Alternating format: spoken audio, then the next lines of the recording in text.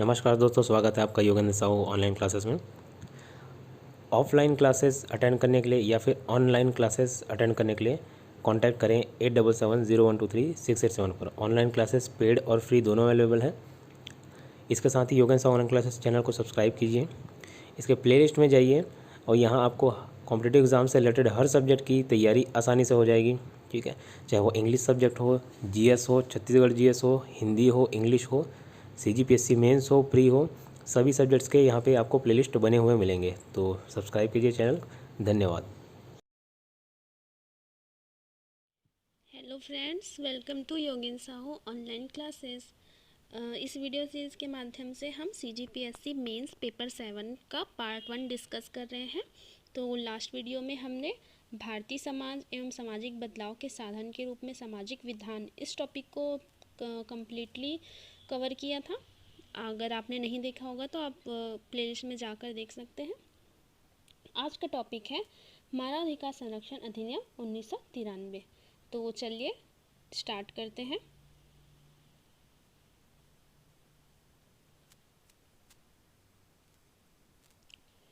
मानव अधिकार, सबसे पहले देखते हैं क्या होते हैं मानवाधिकार। ठीक है, तो संयुक्त राष्ट्र, ठीक है, जो अंतर्राष्ट्रीय स्तर पर संस्थान है, संयुक्त राष्ट्र की परिभाषा के अनुसार ये अधिकार जाति, लिंग, राष्ट्रीयता, भाषा, धर्म या किसी अन्य आधार पर भेदभाव किए बिना, है ना, किसी भी आधार पर भेदभाव किए बिना सभी को प्राप्त है। ठीक है, कौन कौन से आधार पे? जाति, लिंग, राष्ट्रीयता, भाषा, धर्म या किसी अन्य आधार पर भेदभाव किए बिना सभी मानव को प्राप्त है, या ये भी कह सकते हैं कि जन्मजात प्राप्त है। ठीक है, उसे मानवाधिकार कहते हैं। ठीक, दूसरा क्या लिखा है? मानवाधिकार में मुख्यतः जीवन और स्वतंत्रता का अधिकार, गुलामी और यातना से मुक्ति का अधिकार, अभिव्यक्ति की स्वतंत्रता का अधिकार और काम एवं शिक्षा का अधिकार शामिल है। ठीक है, तो इसमें ये क्या कहना चाह रहे हैं कि मानव को स्वतंत्रता का, गुलामी और यातना से मुक्ति का, अभिव्यक्ति मतलब अपने विचार व्यक्त करने का, है ना, और काम, शिक्षा, इन सभी का अधिकार होता है। ठीक है, ये कहा गया है। ठीक है, इसके माध्यम से नेक्स्ट है, कोई भी व्यक्ति बिना किसी भेदभाव के इन अधिकारों को प्राप्त करने का हकदार होता है। ठीक है, किसी भी व्यक्ति को जाति, लिंग, मूल वंश या धर्म के नाम से उसके मानवाधिकार से हनन नहीं होने दिया जाएगा। ठीक है, तो ये होता है मानवाधिकार। ठीक है, अब देखते हैं राष्ट्रीय मानव अधिकार आयोग। ठीक है, अब हमारा सिलेबस का टॉपिक ही है मानवाधिकार संरक्षण अधिनियम 1993। तो उसी के तहत राष्ट्रीय मानव अधिकार आयोग का गठन किया गया है। ठीक, तो इसे जानने से पहले हम इसकी पृष्ठभूमि पर नज़र डालते हैं। तो इसकी पृष्ठभूमि है, देखते हैं। ठीक, तो अब हमने पढ़ा था कि मानव के जन्म के साथ ही मिलने वाले अधिकार से मानव अधिकार कहलाते हैं। ठीक है, इसकी शुरुआत कहाँ से हुआ माना जा सकता है? तो विश्व में अनेक ऐसे कार्यक्रम हुए जिसके बाद से ही मानव के अधिकारों के संबंध में विभिन्न कदम उठाए गए हैं। तो सबसे पहले देखते हैं 1215 में अमेरिका में एक अधिकारों का घोषणा पत्र, है ना, घोषणा पत्र लिखा है यहाँ पे, अधिकारों का घोषणा पत्र मतलब वहाँ के अमेरिकी नागरिकों को उनके अधिकारों के संबंध में, है ना, अधिकारों के संबंध में कुछ घोषणा पत्र जारी किया गया। ठीक है, तो उसे अधिकारों का मैग्ना कार्टा कहा गया। मैग्ना कार्टा अर्थात उन्हें एक अधिकार प्रदान किया गया। ठीक है, मतलब अधिकार प्रदान किया तो उन्हें एक वहाँ की जनता को एक सिक्योरिटी मिल गया। ठीक है, तो इसे 1215 में अमेरिका का घोषणा पत्र, जिसे अधिकारों का मैग्ना कार्टा कहा गया, जहाँ पहली बार मानवों के अधिकारों पर बात की गई थी। ठीक है, फिर 1789 में रूस की क्रांति के फलस्वरूप रूस में क्रांति हुआ था। ठीक है, जहाँ पे रूस की क्रांति आप हिस्ट्री में पढ़ेंगे कि ये बहुत बड़े एक रूसी नेता थे, उनके नेतृत्व में ये किया गया था। मानव के अधिकारों के संबंध में यह लाया गया था। ठीक, फिर उसी तरह 1791 में अमेरिका में मौलिक अधिकार लागू हुआ, जो 1215 में घोषणा पत्र जारी हुआ था। उसके बाद 1791 में अमेरिका में मौलिक अधिकार लागू किया गया। ठीक है, मतलब मौलिक अधिकार अलग है, मानव अधिकार अलग है। ठीक, तो मानव अधिकार से संबंधित ही मौलिक अधिकार है, तो उसको लागू किया गया। फिर 1991 में अमेरिकी राष्ट्रपति रूजवेल्ट ने, ठीक है, ये अच्छे से दिख नहीं रहा है, ये रूजवेल्ट लिखा है, रूजवेल्ट, ठीक है, तत्कालिक राष्ट्रपति थे रूजवेल्ट ने मानवाधिकार हेतु 4 प्रमुख तथ्य पर फोकस किया। वो 4 प्रमुख तथ्य थे गरीबी, बेरोजगारी, है ना, और शिक्षा, एक और उनमें एक महत्वपूर्ण तत्व थे। ठीक है, अर्थात सर्वप्रथम मानवाधिकार को इन बड़े देशों में परिभाषित किया गया था। परिभाषित मतलब बोल सकते हैं कि मानवाधिकार के संबंध में इन देशों में सर्वप्रथम कार्य किया गया था। ठीक है, अब देखते हैं मानवाधिकार आयोग, मानवाधिकार संरक्षण अधिनियम 1993, है ना, उसके अंतर्गत राष्ट्रीय मानवाधिकार आयोग क्या है। ठीक, तो राष्ट्रीय मानवाधिकार आयोग, नेशनल ह्यूमन राइट्स कमीशन, एक स्वतंत्र वैधानिक संस्थान है जिसकी स्थापना मानवाधिकार संरक्षण अधिनियम 1993 के प्रावधानों के तहत 12 अक्टूबर 1993 को की गई है। तो ये डेट याद रखिएगा, इम्पोर्टेंट है। राष्ट्रीय मानवाधिकार आयोग की स्थापना कब की गई, तो 12 अक्टूबर 1993। ठीक है, डेट याद रखिएगा। ठीक है, मानवाधिकार आयोग का मुख्यालय नई दिल्ली में स्थित है और 12 अक्टूबर 2018 को इसने अपनी स्थापना के 25 वर्ष पूरे किए हैं। तो अगर आप ये डेट याद रखेंगे तो आपको 25 साल, 75 साल जो भी है आप आसानी से काउंट कर सकते हैं। ठीक, तो 12 अक्टूबर 1993 को राष्ट्रीय मानवाधिकार आयोग का गठन किया गया था। यह संविधान द्वारा दिए गए अधिकारों, मानवाधिकारों जैसे जीवन का अधिकार, स्वतंत्रता का अधिकार, समानता का अधिकार आदि की रक्षा करता है, उनके प्रहरी के रूप में कार्य करता है। मानव को जितने अधिकार प्राप्त हैं उन अधिकारों का उल्लंघन तो नहीं हो रहा है ना, उल्लंघन तो नहीं हो रहा है, मानव अपने अधिकार से वंचित तो नहीं है ना, मानव अपने अधिकारों से वंचित तो नहीं है, उनके अधिकारों का उल्लंघन तो नहीं हो रहा है, और उनके अधिकारों के संबंध में जितने ही प्रावधान किए गए हैं, जितने सेक्शंस बनाए गए हैं, धारा बनाए गए हैं, उनका सही तरीके से लागू करना ये मानवाधिकार आयोग सुनिश्चित करता है। ठीक है, तो आइए देखते हैं इस मानवाधिकार आयोग में आगे बहुत सी धाराएं एवं अध्याय दिए गए हैं जिसमें हमें पूरा नहीं पढ़ना है। ठीक है, इसमें अनेक धाराएं हैं, लगभग 50 के लगभग धारा हैं, 8 अध्याय दिए गए हैं। ठीक है, ठीक, और 50 लगभग धाराएं हैं। तो इन सभी धाराओं के अंतर्गत महत्वपूर्ण प्रावधान किए गए हैं, पर हमें कुछ विशेष धाराओं पर ही फोकस करना है। ठीक है, तो देखते हैं मानवाधिकार संरक्षण अधिनियम 1993 के तहत धारा 3 में राष्ट्रीय मानवाधिकार आयोग के गठन का प्रावधान किया गया है। ठीक है, राष्ट्रीय स्तर पर, मतलब एक होगा राष्ट्रीय स्तर पर। ठीक है, तो इसकी संरचना कैसी होगी, केंद्र सरकार का, यह राष्ट्रीय मानवाधिकार आयोग केंद्र सरकार का निकाय होगा। अब राष्ट्रीय है तो केंद्र सरकार का ही निकाय होगा ऑब्वियसली। ठीक है, जो इस अधिनियम के अधीन प्रदत्त शक्तियों के अनुरूप कार्य करेगा। तो इस अधिनियम के तहत जो भी शक्तियां प्रदान किए गए हैं उसी के तहत यह आयोग कार्य करेगा। ठीक है, अब इसकी संरचना में कौन कौन से सदस्य शामिल हैं, कितने अध्यक्ष हैं, सदस्य कितने हैं, ये देखते हैं। ठीक, इसमें एक अध्यक्ष होगा जो उच्चतम न्यायालय मतलब सुप्रीम कोर्ट का मुख्य न्यायमूर्ति रहा हो, मतलब जो चीफ जस्टिस ऑफ इंडिया रहा हो, है ना, सुप्रीम कोर्ट का। ठीक है, वह इसका अध्यक्ष होगा। वर्तमान अध्यक्ष कौन है, तो आप बताइएगा वर्तमान अध्यक्ष कौन है, वो है रमणा। ठीक है, फिर एक अध्यक्ष होंगे ठीक, एक सदस्य होंगे जो सुप्रीम कोर्ट का न्यायाधीश हो या पूर्व न्यायाधीश हो। देखिए कंफ्यूज मत होइएगा, यह मुख्य न्यायाधीश है, ठीक है। मुख्य न्यायाधीश के साथ अन्य न्यायाधीश भी होते हैं, तो वह एक न्यायाधीश एक सदस्य के रूप में शामिल होगा। एक सदस्य हाई कोर्ट, जो राज्य लेवल पर राज्य स्तरीय जो होते हैं उच्च न्यायालय, हाई कोर्ट के मुख्य न्यायमूर्ति या पूर्व मुख्य न्यायमूर्ति होंगे, ठीक है।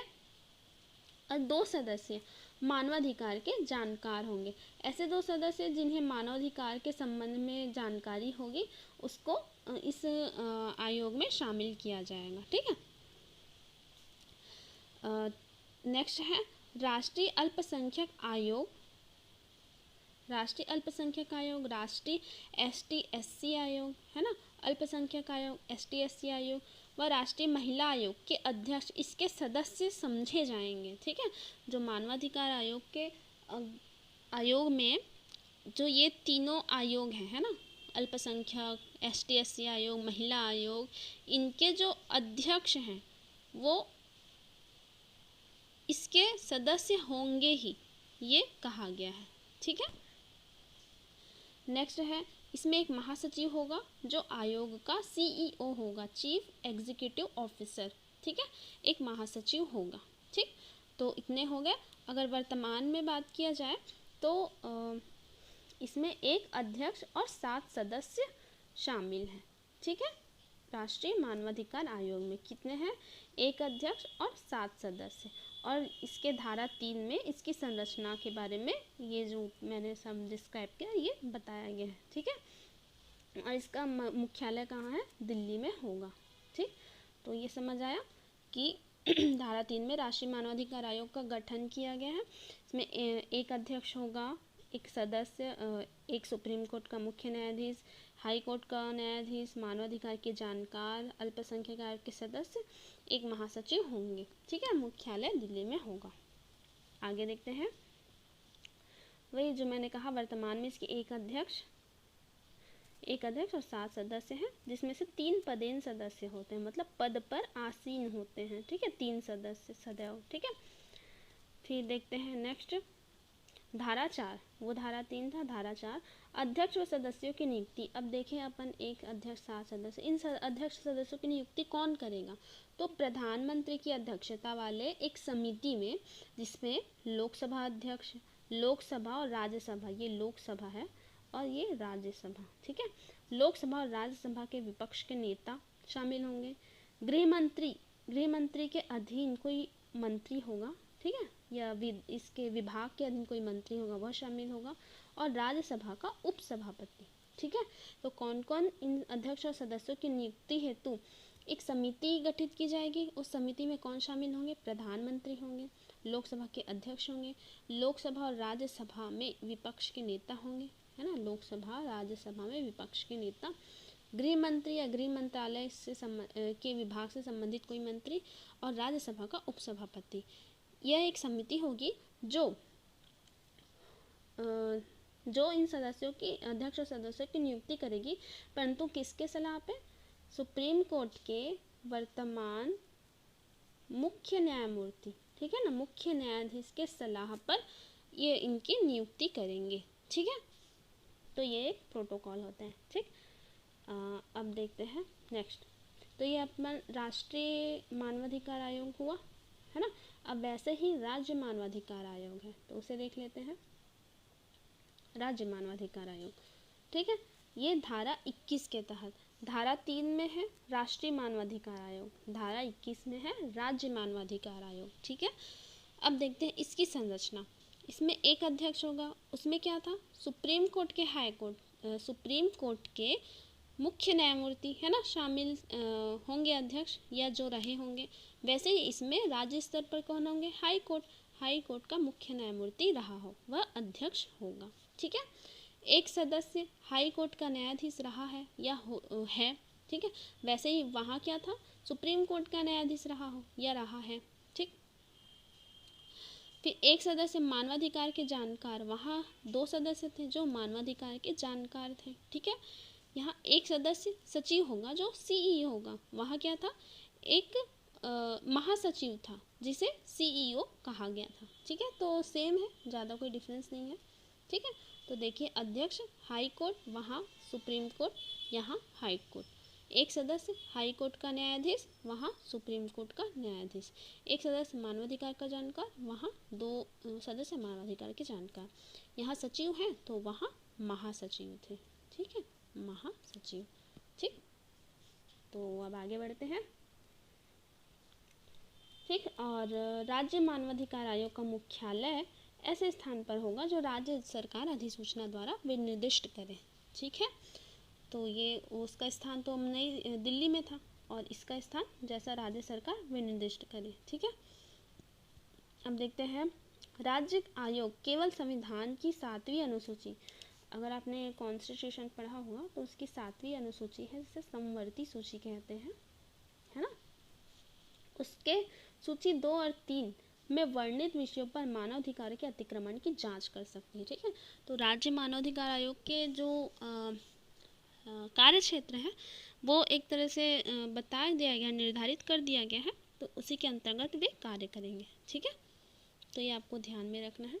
ठीक है, फिर जैसा कि उसमें हमने देखा था धारा 4 में राष्ट्रीय मानवाधिकार आयोग के अध्यक्ष और सदस्यों की नियुक्ति, तो यहाँ धारा 22 में राज्य मानवाधिकार आयोग के अध्यक्ष और सदस्यों की नियुक्ति मुख्यमंत्री, वहाँ प्राइम मिनिस्टर है, प्रधानमंत्री की अध्यक्षता वाले समिति द्वारा, जिसमें लोकसभा अध्यक्ष, राज्यसभा के विपक्ष के नेता शामिल थे, तो यहाँ विधानसभा अध्यक्ष, विधानसभा के विपक्ष के नेता और गृह मंत्रालय विभाग का कोई अन्य नेता ये शामिल होंगे। ठीक है, तो ये ध्यान में रखिएगा।